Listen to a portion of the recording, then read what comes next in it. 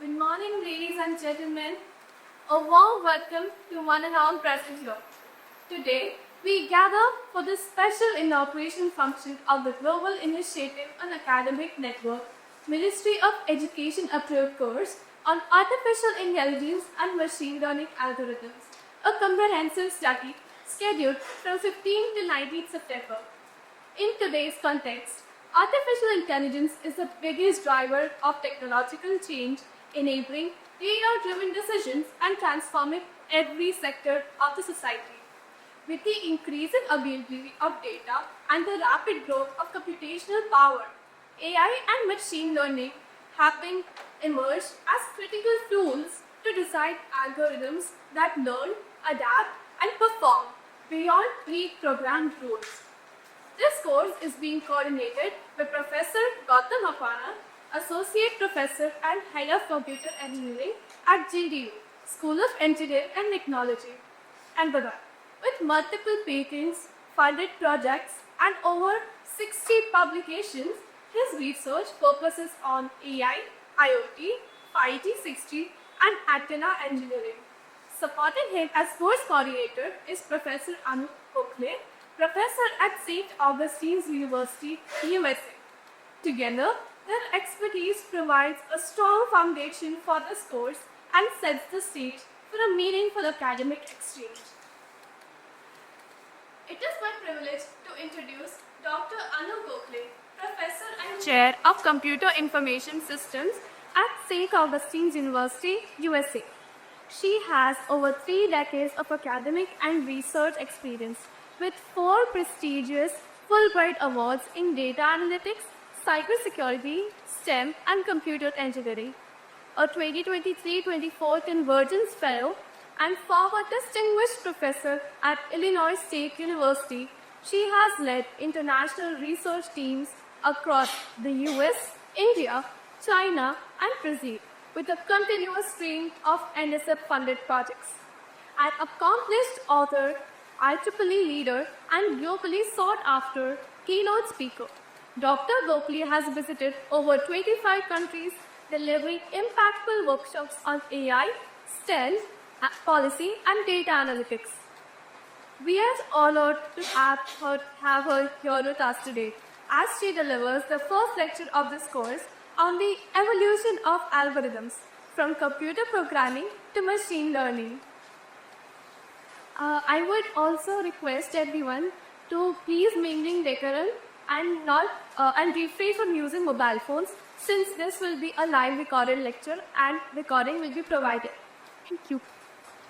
Okay, good morning everyone. It's truly an honor to be here as part of the GIAN, which is a global network, a global initiative of academic network, a program conceived by the government of India. And thank you to GTU for inviting me here, Gujarat Technological University. Without much ado, let me begin.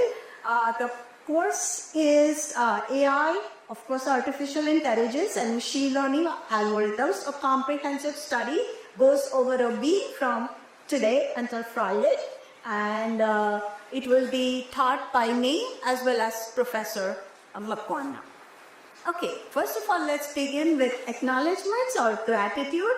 As I said, I'm truly grateful to the Global Initiative of Academic Network. It's a program, as she mentioned, by the Ministry of Education, Government of India. So what a beautiful way to design a program with that, the pool of scientists internationally, to encourage that engagement with the institutes of higher education here in India, so as to elevate India's scientific and technological capacity to global excellence. GTU is to be commended for taking advantage of this opportunity. Not all universities are able to invite folks. So GTU initiated this alliance, and I'm grateful to the GTU leadership team for being here.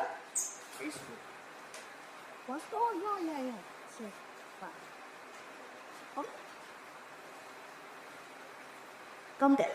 And I've been to GTU before, actually as a Fulbright specialist, to design and launch the master's degree program in cybersecurity in 2017.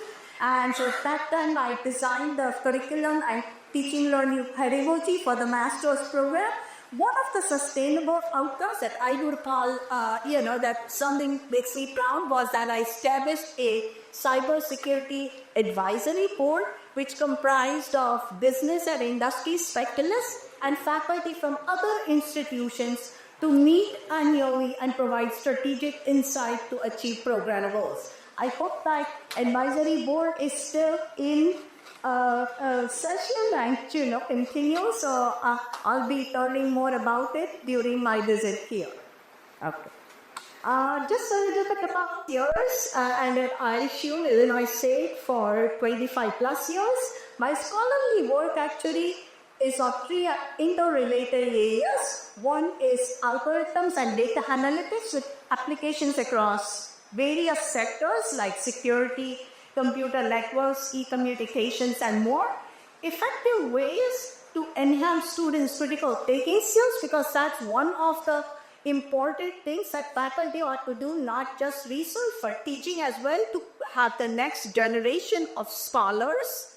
And the third thing, of course, is creating an inclusive environment in STEM. STEM is, of course, science, technology, engineering, math.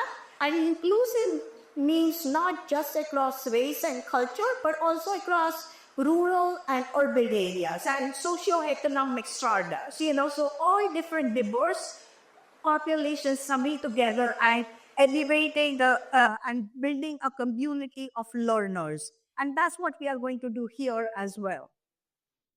Okay, so today's day one. It's 15th September, Monday, and the first lecture is from 10:30 to 11:30 on the evolution of algorithms from computer programming to machine learning. Okay, so that's the title slide.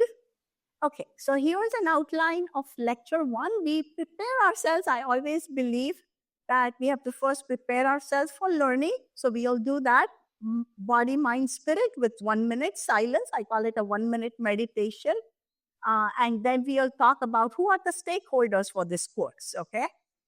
Introduction to algorithms, then we go into traditional versus ML, machine learning algorithms, overview of the types of algorithms, introduction to algorithmic bias, because that's one of the things that we need to, get started on. Then we'll have a wrap up and takeaways. Finally, course goals. The first lecture, we have to set our goals. I have to set my goals, you have to set your goals, so we'll talk a little bit about that. Okay, and so let's get started. Prepare ourselves, mind, body, spirit. Who better to quote than Swami Vivekananda, right? Who brought the East and West together. The power of meditation gets us everything. That's his quote. And so let us prepare ourselves. I brought a timer specifically just for that. And I'm going to begin the timer. And when this rings, okay, so everybody, including me, 1 minute silence, okay?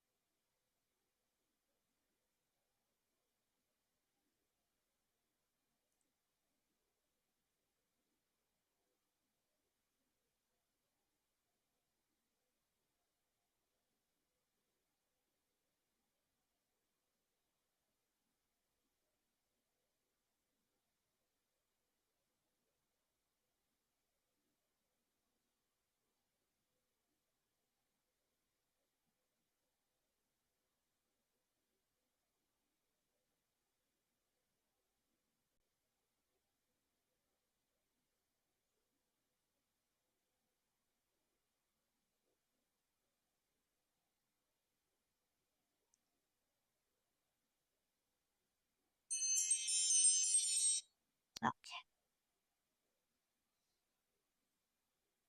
Okay, so let's talk about the stakeholders for this course.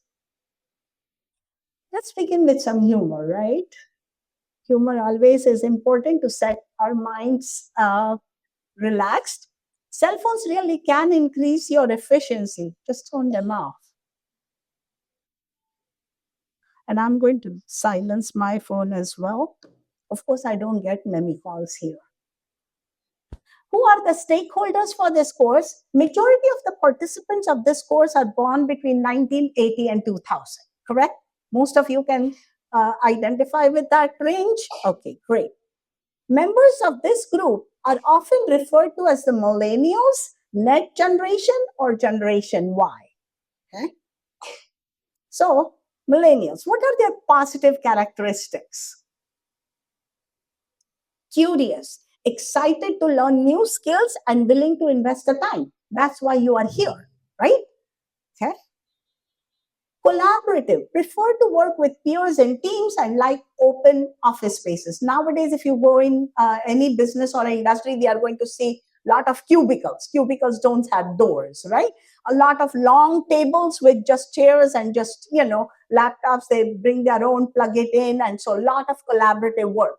Nobody programs in individually. It's all teamwork, right? We have stand-up meetings every morning, so on and so forth.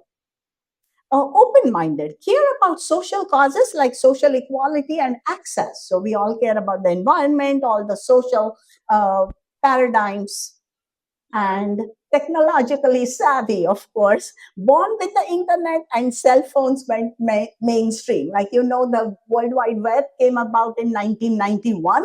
So, when some of you born in 80 were like 10 years old. So it was like, it was the thing. And then everything went really upscale after that. Millennials, negative characteristics. Now, for negative characteristics, I have to say something. I have to give you a reference. For positive, you might not ask me, where did I get that? But for negative, you're saying, who's saying that? So I made it sure to give you a reference. Described as lazy and narcissistic.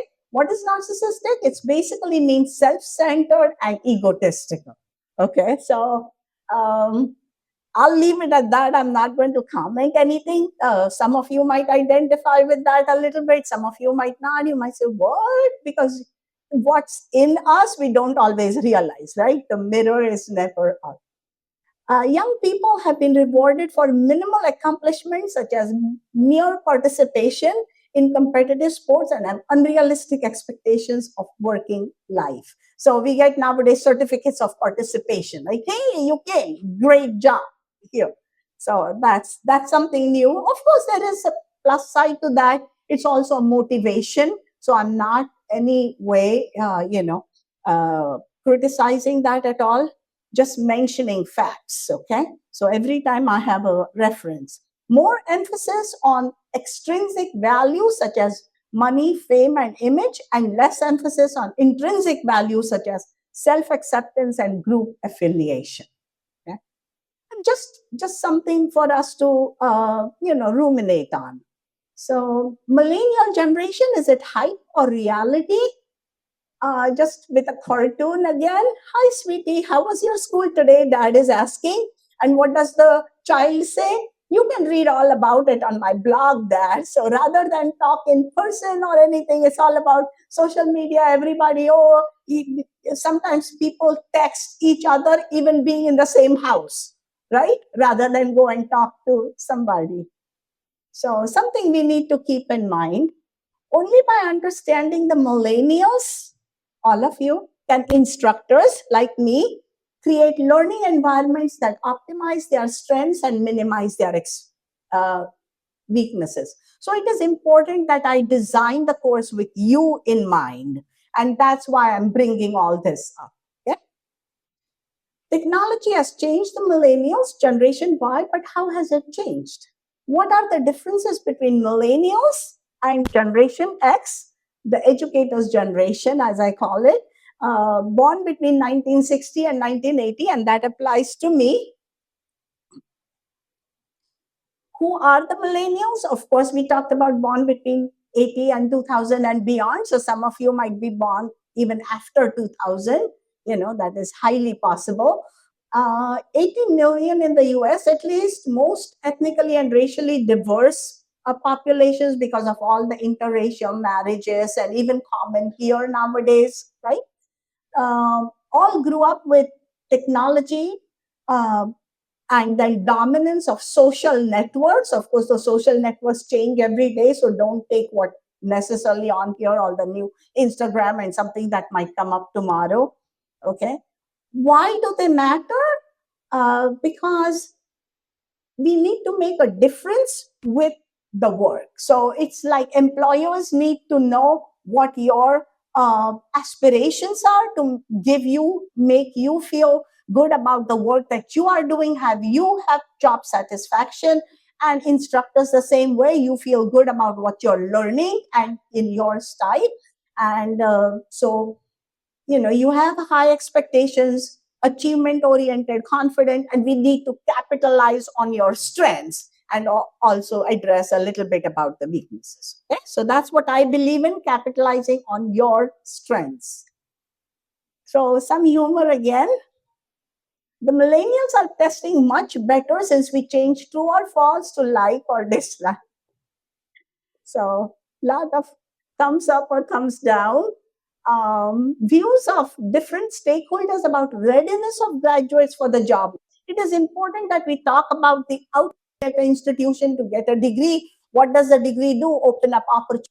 Employers think what the providers are the institutions, and youth would be you all, students. So overall, an employee to be hired is a bachelor adequately prepared by the education or grade. So that's what is the question, what employers are responding to, what are the providers or institutions responding to, and graduates from our institution are adequately prepared for every level positions in their chosen field. So if the graduate, yes, they are prepared.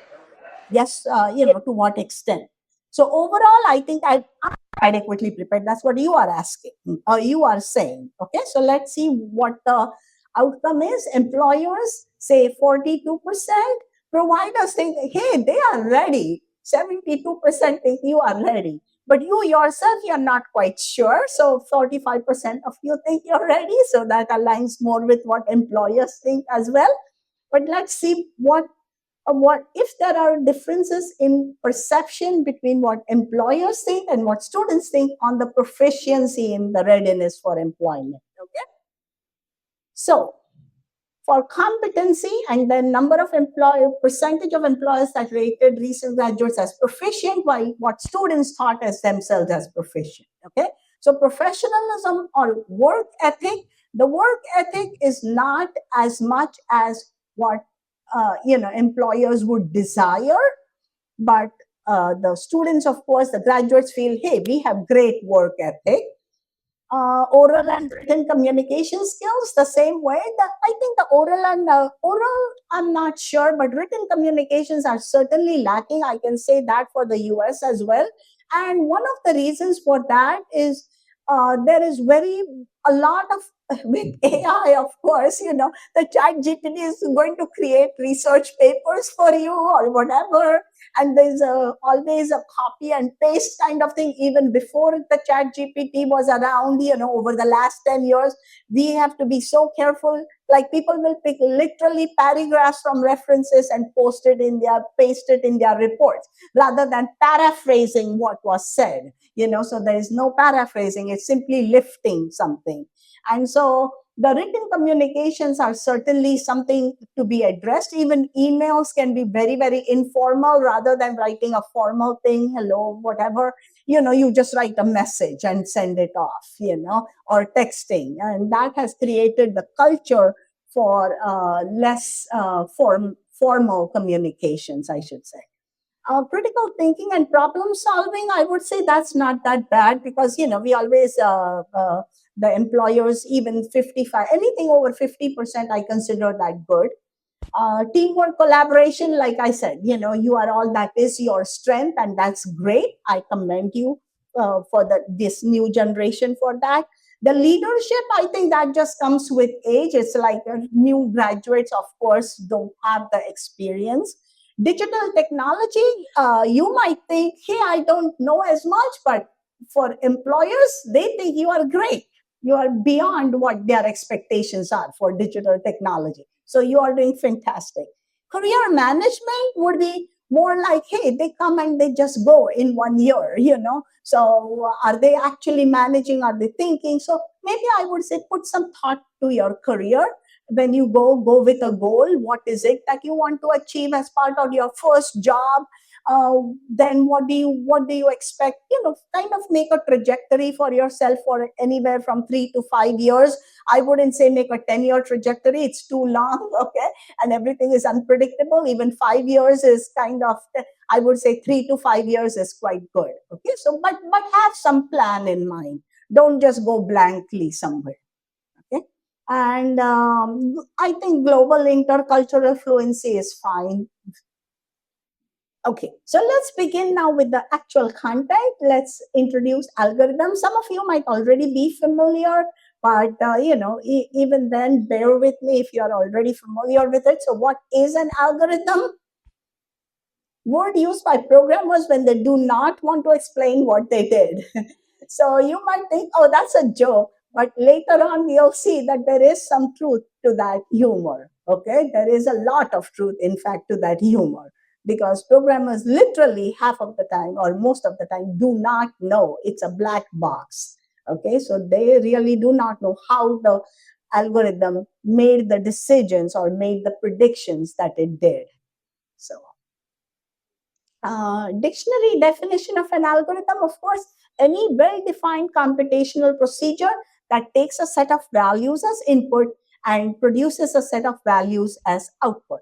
A set of instructions for solving a problem or accomplishing a task, right? I mean, pretty much a textbook definition of an algorithm where you have input, output, and of course, we need to be sure anytime we are doing like, the diamond or the parallelogram, we need to be aware of how to represent different, I'm not saying the word because I know it's coming. One of my quiz has it. So it is like a roadmap. So roadmap, when we want to go somewhere, Google Maps, shortest route, fastest route. Fastest route may not be the shortest route, right? Somewhere you might have to take like turns, and then it may be long, but still you will not be stuck in traffic. So, no, performance, how do you evaluate algorithms? Okay, performance characteristics of algorithms are very important.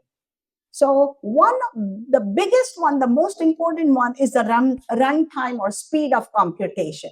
How quickly, if we are doing something and we have to wait, I'm like, what? How long is it taking? Even if it is 3 seconds, we might say that's too long. Okay, so we have to be aware that run time of the algorithm is very important. Speed of computation. Now that's always relative to the size of the input. So we have to remember, so a little while ago, you might remember like the AI, one of the like the inventors from China came up with a new algorithm where he used limited input, right? So rather than use that brings it up. The average runtime is the average of how long it would take the algorithm to run if all possible inputs were given, and if just some insidious, meaning just some crazy input was given, then it's just too much. Okay, it just takes too long. So basically, just remember that the speed of computation is important in any algorithm that we design. Okay, exceptions for inputs to the algorithm would be the limitations, of course, that we call always limitations in research.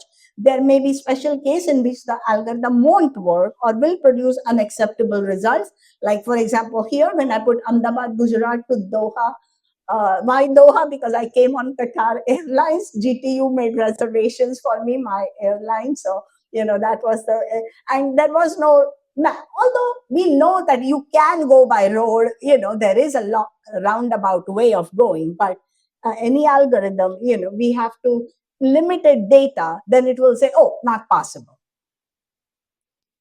So why focus on algorithms? Why are we talking about machine learning algorithms? Okay, almost everything that we do in our life with any electronic device or e-device, and we are always with that e-device all the time, all of us, okay, relies in some way on an algorithm. So internet runs on algorithms, online searches are based on algorithms, hacking, cyber attacks, smartphone apps, travel websites, they wouldn't function without algorithm. Finally, online dating sites, if you use any online dating sites, then they also run on algorithms. Just a little humor about that. I'd like to meet the algorithm that thought we'd be a good match. So, not all one of those dating sites can produce the perfect match, right? So just a little. Okay, so traditional versus machine learning. So let's talk about the difference between the two. Okay, so we are talking about the transition from computer programming to machine learning. Remember, the first lecture is about that. So, how are algorithms traditionally represented? What would you call this? Anybody? Perfect, perfect. That's why I didn't say that word before. When we were talking about all the symbols, the parallelogram, the diamond, what we use it for, each one has a role in that.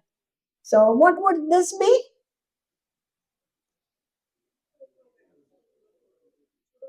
Pseudocode. Perfect. Yes, exactly. Okay, so this is how traditionally we have represented algorithms, right? Anytime we do programming, it's all about flowcharts, pseudocodes, describe how an algorithm works, useful to explain the process to less technical users and when designing code in a team, correct? So you give like the skeleton basically. In addition to pre-coded algorithms, there are self-learning and self-designing algorithms, and these machine learning algorithms are the foundation of AI. So now we are transitioning from the traditional programming to the machine learning algorithms. Okay?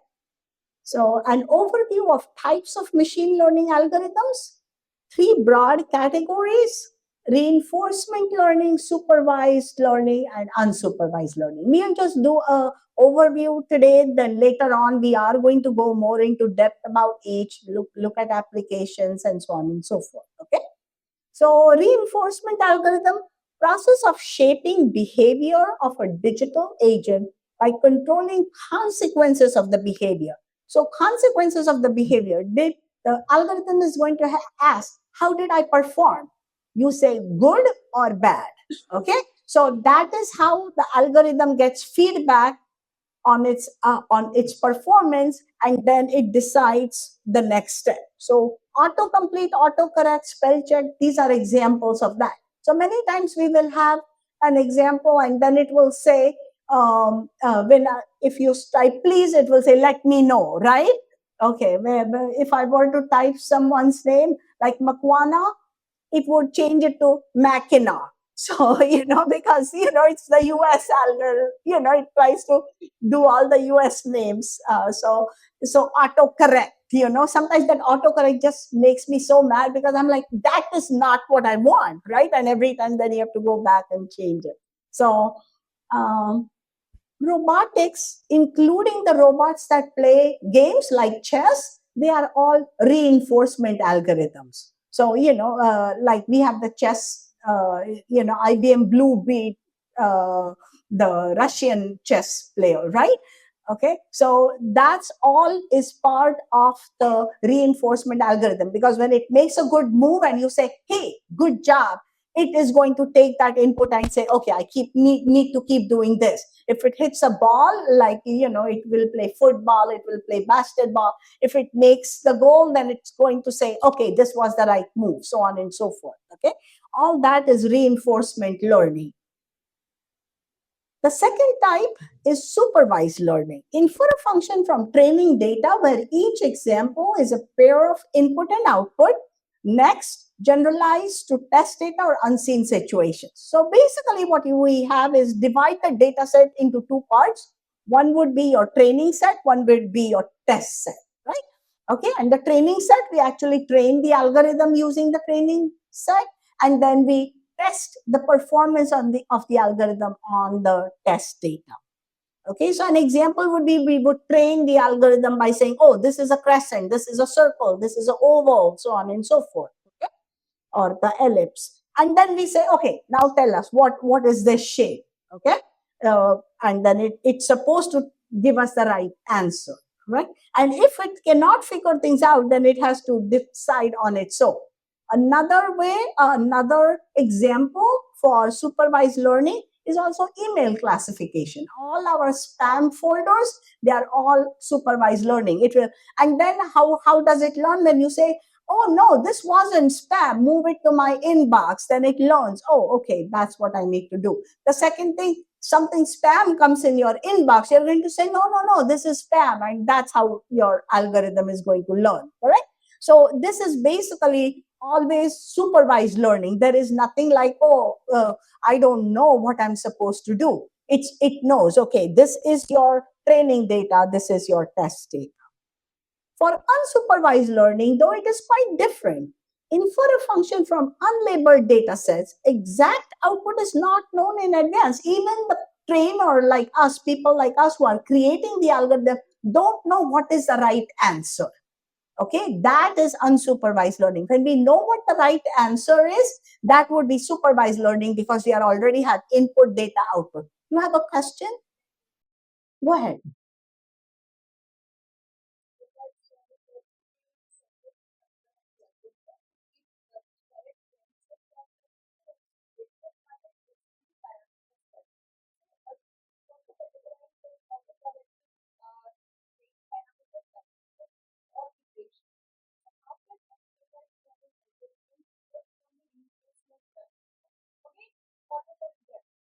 Okay, a great question. The bottom line is we talked theoretically about reinforcement learning, supervised, unsupervised. A lot of real life algorithms are a blend of everything. So you can't really distinguish. Same algorithm can be used as a reinforcement as well as a supervised. Same algorithm can be used. It can be designed that way. So same thing with supervised versus unsupervised. I would say there is no black and white. It's more of a shade of gray. So you are right. There is a way of distinguishing between the two while not distinguishing and having them blend. Requires human intervention to correlate patterns with domain knowledge and label the groups. So, for example, we give it just all these items, okay, and then we say, okay, can you sort them? Well, what are the ways to sort these items that you see on the screen? What are different ways to sort them, just in general? Color, shape, size, excellent, excellent, absolutely. Small, big, medium, large, colors, of course, and then the shapes, circle, rectangle, squares. Okay.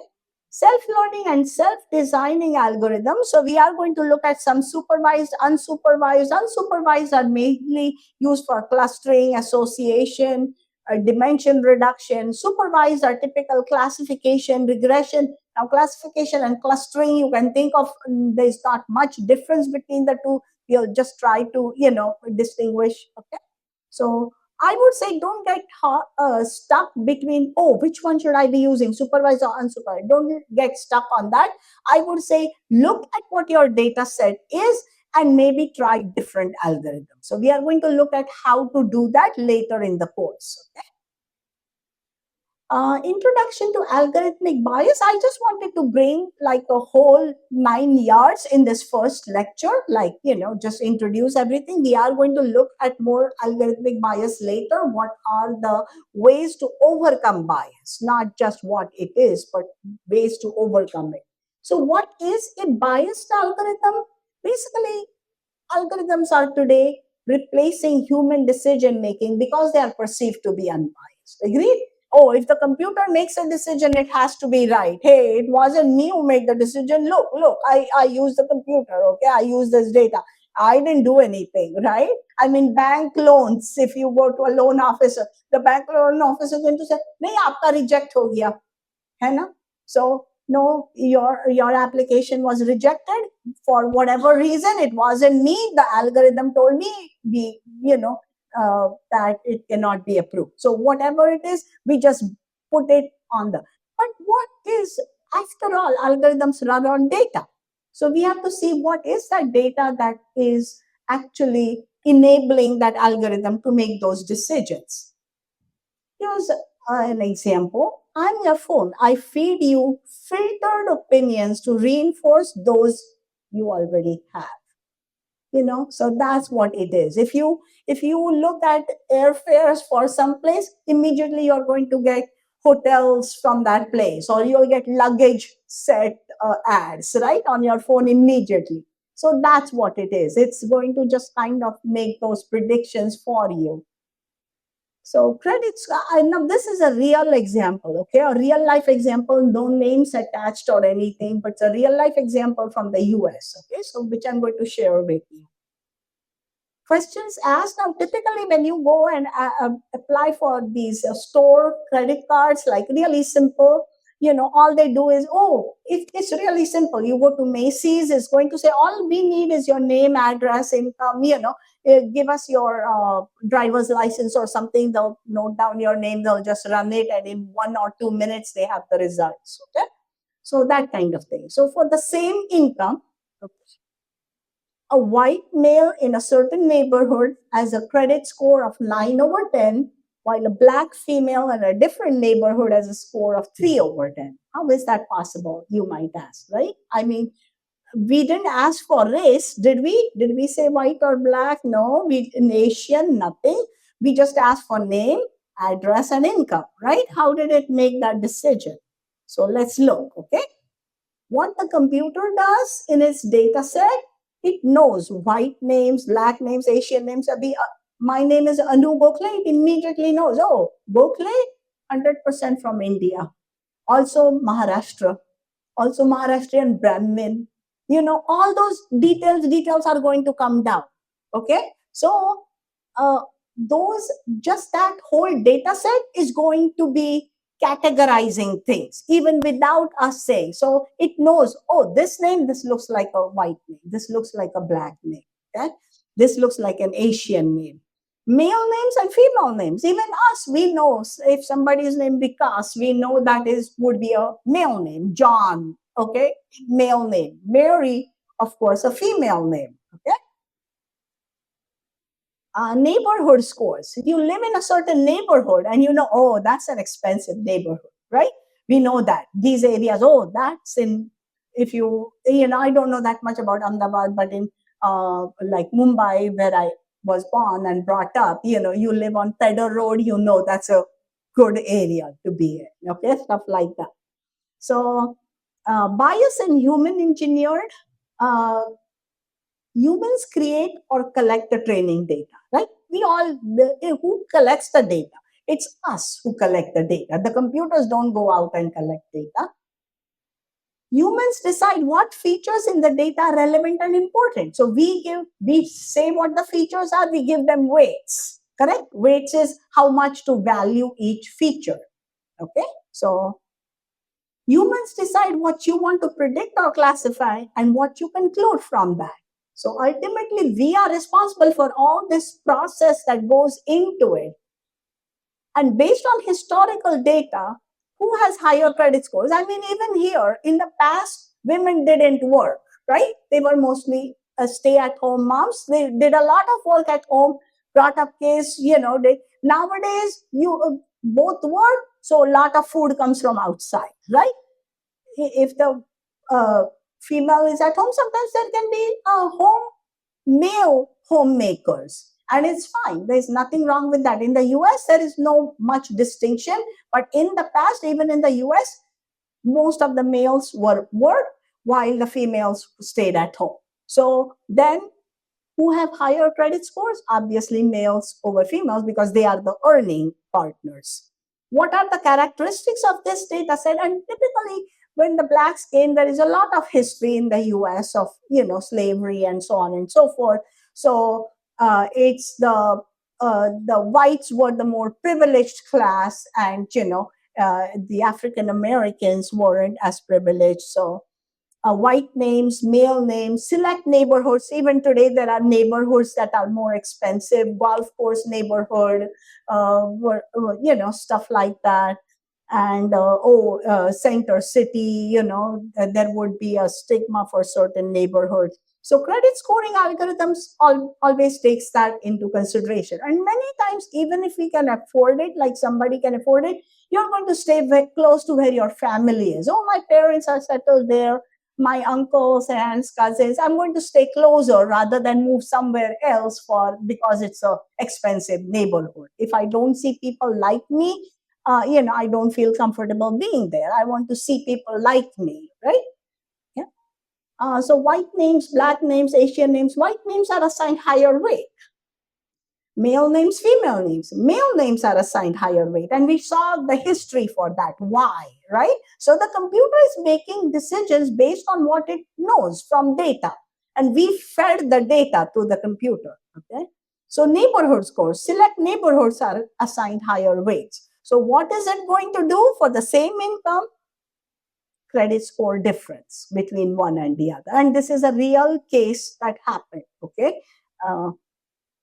So using proxies, is there a problem? Proxies is rather than ask directly a question, you ask it in a roundabout way. Okay, you ask something else and you actually conclude something based on that. Okay, so let's look. To predict outcome that we cannot measure, we use proxies. These are features that stand in for that outcome.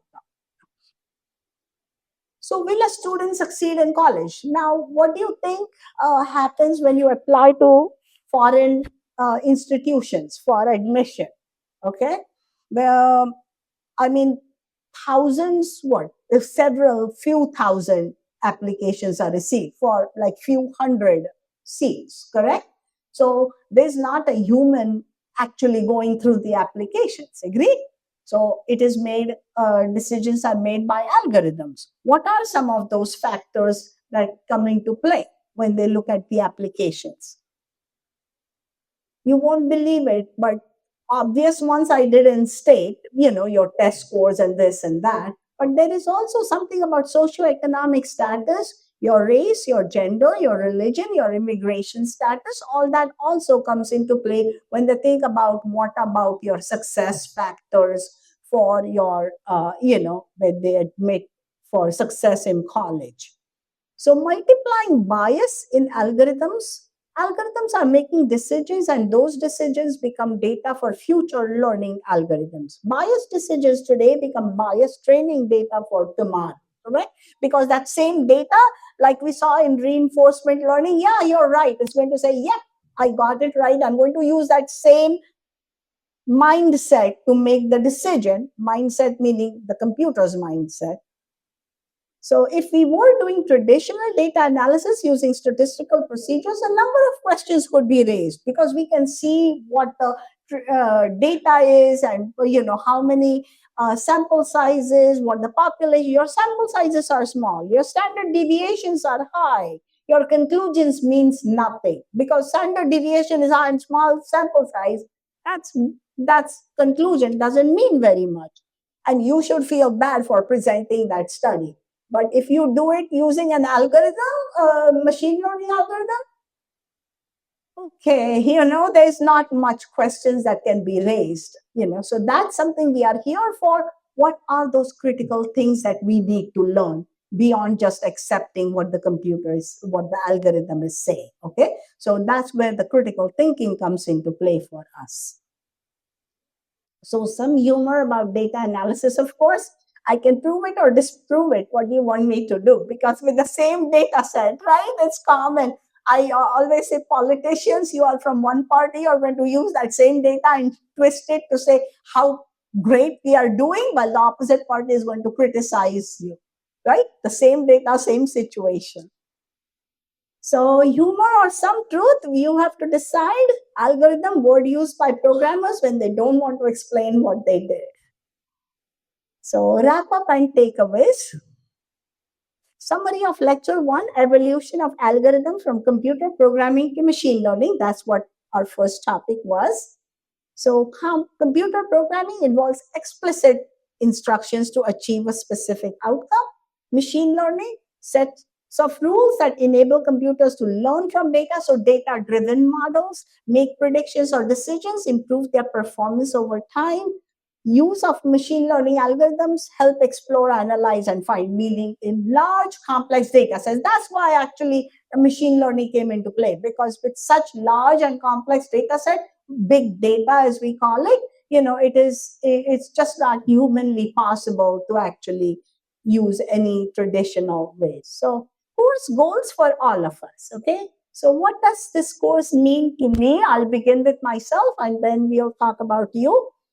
My goal to empower each participant, each one of you. Each one of you is an individual and I value each one of you. Okay, so if you come to me individually with any questions, queries, whatever, feel free. I'm not going to go away after my 2 lectures. I'm going to stay here for the whole day until the whole session is over for the day. I'll be here for lunch, so I'm available to talk over lunch or whenever we have breaks.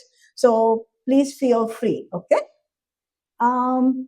Each with the knowledge and tools to use AI and ML to make a positive difference in this world, beginning with India. That's what you're here for. That's why the government of India is supporting this program, right? It's empowering you. So the whole idea for the government of India is to say, how is our next generation going to be technologically advanced, scientifically adept at doing what it wants to do? So it's your responsibility to take advantage of this opportunity. Okay. To inspire participants to imagine applications for AI and ML, something that's what entrepreneurship is all about. You have to think about, hey, what can be done, right? My commitment, give my all to the course and make GTU proud. So GTU has invited me and I want GTU to feel, hey, we are happy that she came, we invited her and it has made a difference. So that's what I'm here for. Okay, my goal is to make GTU proud. And my sentiments, we are on this mission together. Okay, you and me. I'm grateful to each one of you for your presence and your commitment to making this course a success for all of us. If I put my hand out, unless you put your hand out and shake with me, there is no handshake, correct? Okay, so I'm here to, making this commitment to make this a success for all of us. So what does this course mean to you? I want you in your own mind, over the break, at the end of the first day, not necessarily at this moment in time. Okay, you might need time to think, to reflect on it, define your goals, make a commitment, okay, to yourself, tap into your sentiments, because after all, a lot of thinking happens from the heart, right? Okay. Nothing can dim the light which shines from within. That's a quote from Maya Angelou. She's a very famous author in the US. Start on the journey. Big journeys begin with small steps. So thank you. Thank you, everyone.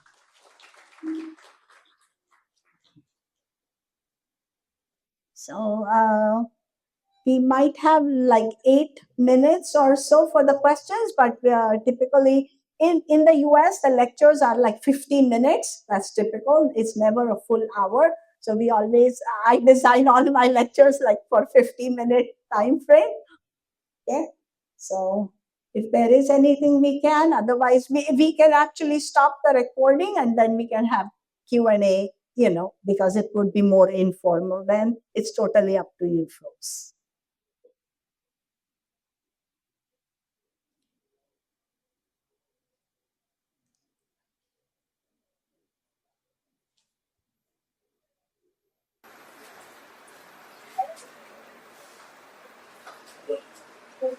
Yeah. What is your expectations of this Y generation's unprecedented AI?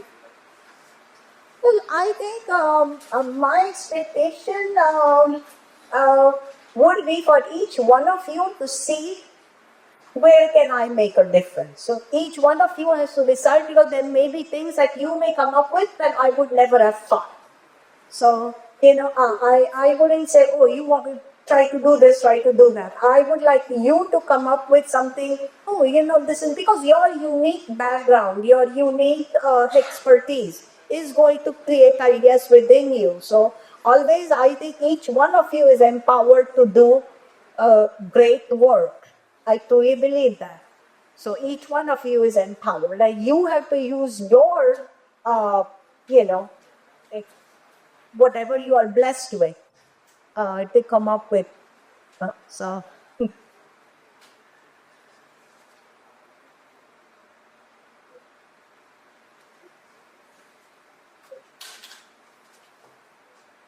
Okay, in that case, you can take a break and then you can begin. I have a lecture 2 planned, but that will be afterward.